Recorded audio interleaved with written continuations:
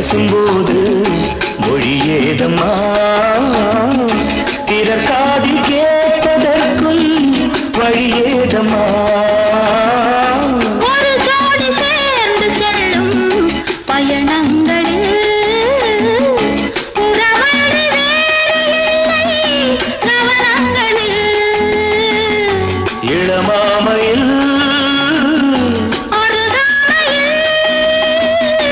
வந்தாடும் வேளை இன்பம் கோடி என்று அனுபவம் சொல்லவில்லையோ நம்ம கருவாட்டு கூட முன்னாடி போ